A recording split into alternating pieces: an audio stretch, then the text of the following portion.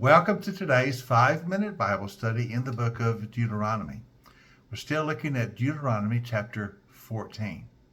Now, I've seen in the last couple of sessions that the first half of chapter 14 dealt with the matter of clean and unclean foods. The foods that were clean you were allowed to eat. Those that were designated unclean you were not allowed to eat. Now, we also saw that matter of clean and unclean food had to do with matters of sacred space. When you were clean, you could enter sacred space, that is the tabernacle, to worship. When you were unclean, you could not enter sacred space. Now, it's interesting that the last half of chapter 14 deals with the matter of the tithe. And the tithe also relates to sacred space when you go to worship at the tabernacle or the place of worship. Now, let's notice what I mean by this. Let's begin reading verse 22 when we're talking about the tithe. Be sure to set aside 1/10 of all that your fields produce each year. Eat the tithe of your grain, your new wine, and your olive oil, and the firstborn of your herds and flocks, in the presence of the Lord your God, at the place he will choose as a dwelling for his name, so that you may learn to revere the Lord your God always. Now remember, this is an agricultural society, so the tithe is a tenth or a tithe of what your fields produce, and also a tenth or a tithe of your livestock. But notice the purpose of the tithe. You are to eat the tithe at the place God chooses for his name to dwell. That is, at the place where the tabernacle is set up, that place of worship. But what does this matter of eating your tithe? Well, remember, when you bring your offering to the tabernacle to make a worship offering to the Lord, sometimes the offering will be burned up completely. That was in the case of the burnt offering. More times you are bringing a sin offering, or you're bringing a fellowship offering or a peace offering. Part of it would be consumed on the altar by fire, but the rest of it would be for a fellowship meal. You would eat it as you worshiped the Lord.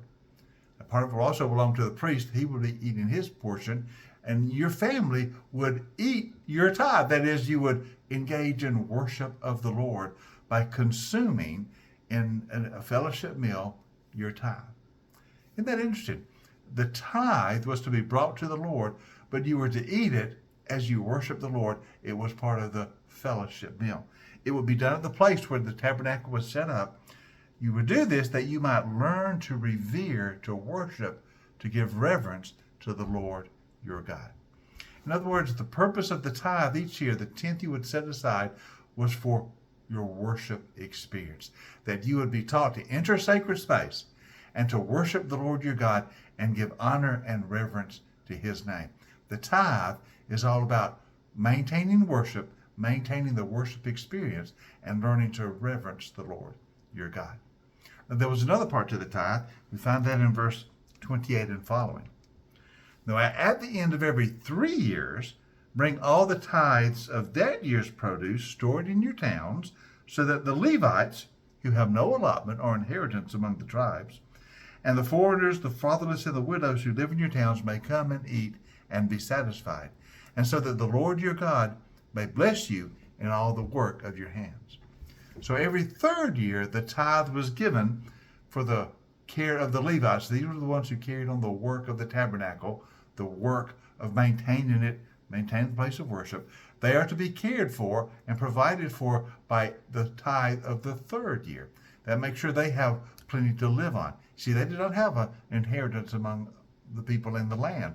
Their inheritance was the tabernacle. They cared for the tabernacle. So, in the 3rd year, the tithe was to provide for their livelihood. But also it was to provide for the foreigners, the orphans, and the widows.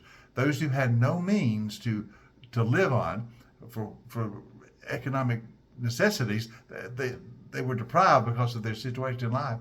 And so every 3rd year, the tithe was set aside to care for the orphan, the widow, and the foreigner living among you. In other words, those in economic need were provided for by the tithe. So you notice what the purpose of the tithe was? To maintain worship, that you would worship the Lord your God and always give reverence to his name, and to care for those in need. So the tithe was for a very specific purpose, for the worship of the Lord, that you would engage in worship, and for the maintaining of worship place and those who cared for the worship space and those in economic necessities. So that was the purpose of the tithe, was for worship and to care for those who were in need.